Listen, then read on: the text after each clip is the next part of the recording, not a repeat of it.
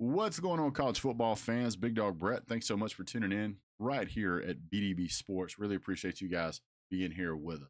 Today, we're going to be talking about the University of Georgia versus Missouri this coming up Saturday.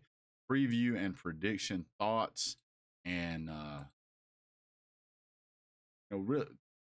really what's going to go down in this game. So let's go ahead and get into it. So, what we're looking at here is a perception between two football teams that some people believe Missouri has a chance to knock Georgia off.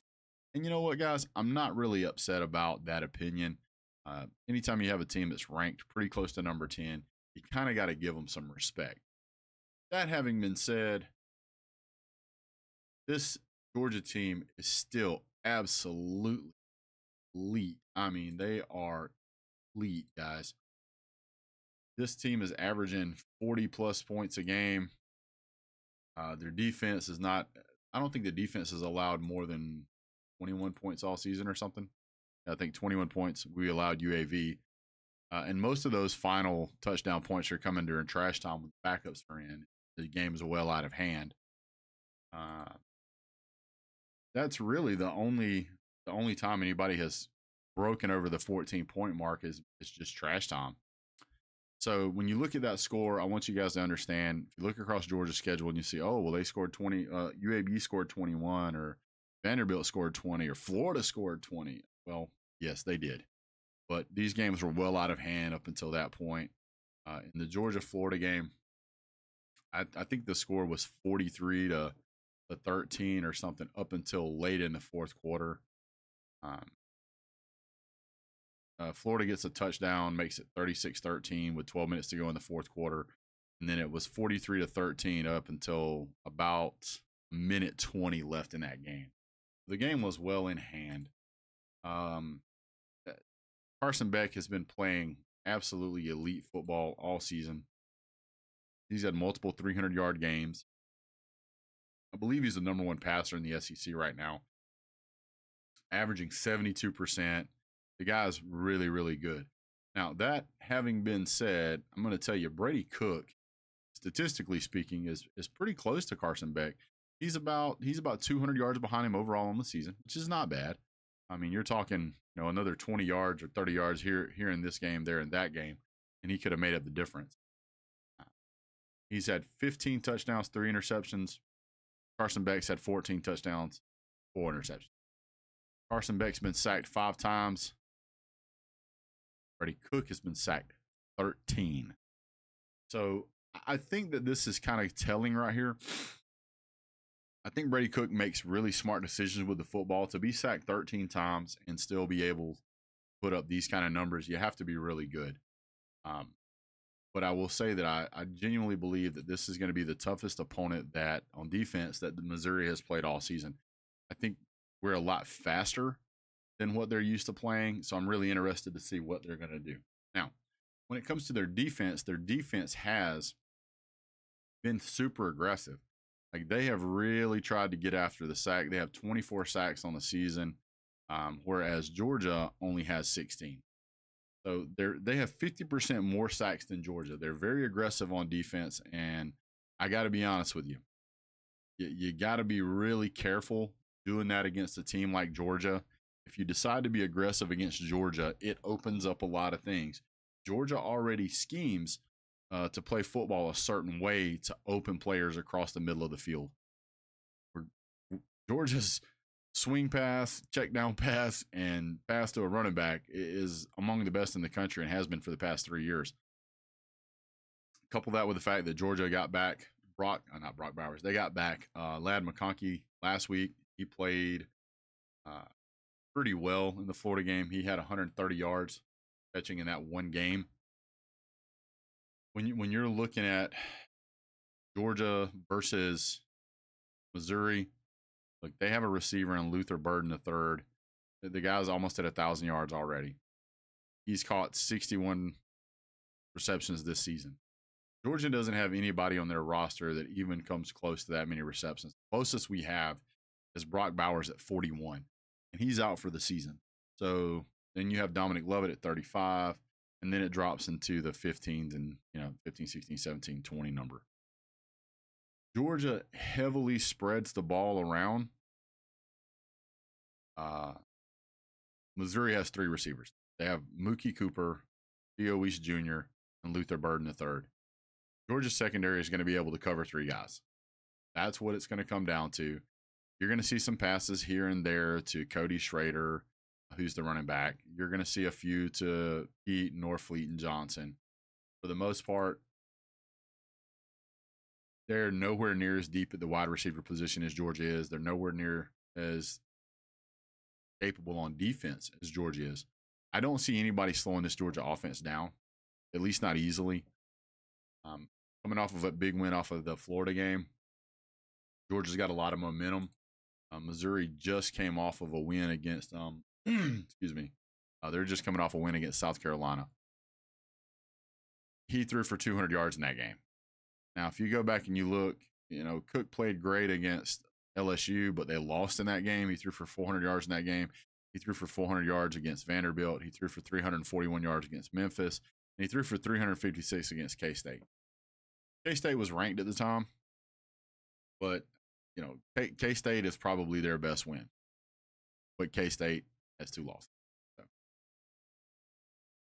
Other than that, he threw for 175 against Kentucky. Kentucky's built similar to Georgia, but Georgia's just better at it. He threw for 205 against South Carolina, but they had one player who ran for 159 yards. You're not going to run the ball like that against Georgia. It's really not going to happen. You're not. Missouri rushed for 213 yards in that game total. They threw for 205. South Carolina couldn't run the ball, really, and that's why they lost. But South Carolina, what do you expect?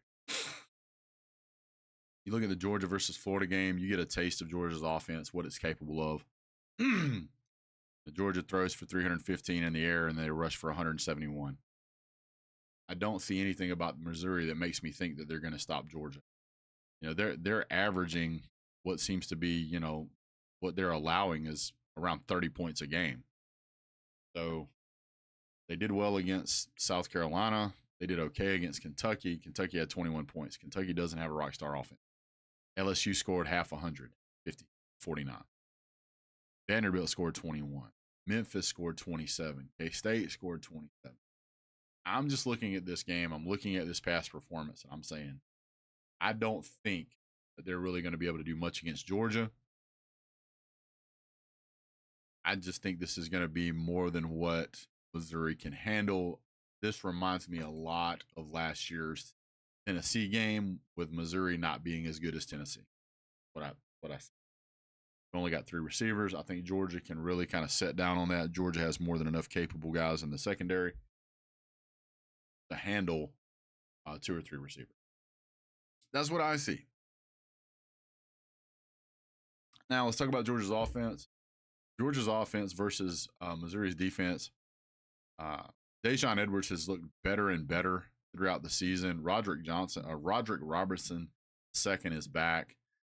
Both of these players are very, very talented. Very, very talented at running the ball. Dylan Bell is averaging 5.5 a carry. Kendall Milton's averaging 5. Dejon Edwards is averaging 5.9. Ash Jones is averaging 7.8.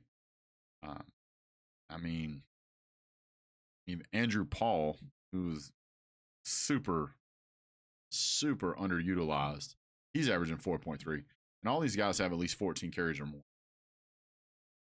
One of the other big factors that I want to point out is when it comes to running the ball, Carson Beck is not known for being a dual threat quarterback. He's not, and that's okay. That's okay. He can run when he wants to, but what if I told you that he has 3 rushing touchdowns, Kendall Milton has 4, and Dejon Edwards has 8. Nobody else has more than those 3 guys. Nobody. So he's not a brick. He's not a statue. He can move. Brady Cook is a little more mobile, but not much. He gets about the same, and he has 5 rushing touchdowns. So that tells you when they get down into the red zone, they're going to try and have him go for it. I think Georgia is going to be able to stop their running game. I don't see, I mean, I see them getting some big chunk plays here and there, but I don't really see them being able to effectively move the ball. Um, this could be very similar to the Florida game. This could be another Georgia 41 to 21, 41 to 14 even. Georgia gets them off of rhythm, especially at Sanford Stadium. It could be pretty rough. It could be pretty rough. So this is going to be a 3:30 game. So it's going to be, the crowds are going to be there. It's going to be pretty loud. It's going to be on CBS. I mean, it's going to be exciting football. It really is for Georgia.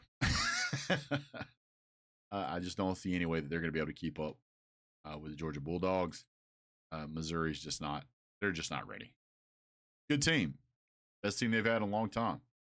Give them credit where credit's due. But Georgia's deeper, a lot of positions. Georgia's recruited heavier, recruited better.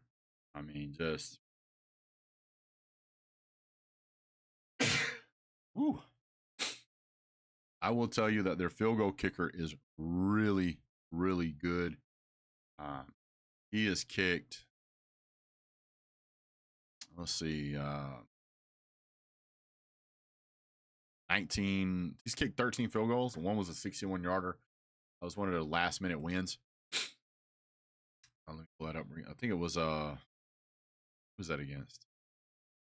K-State. I think it was K-State. That last-minute win, but Georgia hasn't had a game all season where it's come down to the final possession, where we had to survive somebody's drive. Georgia's had the ball and ran the clock out on every game. I believe. Double check, but I'm pretty sure. That's just Georgia football. So Ladd McConkey's back. Roderick Robinson's back. Beck's playing outstanding. I just don't really see much Missouri's going to be able to. Well, guys, leave your thoughts down below. My score prediction for this game is going to put us around, I'm going to say Georgia gets what they get. I'm going to say they get about 40. I'm going to say 40. Let's do 41 again. 41, and I'll say 18, 17. 41-17, Georgia over Missouri. Really appreciate you guys being here. Leave your thoughts, comments down below. Don't forget to hit like, subscribe, share. Have a great day. See you soon. God bless.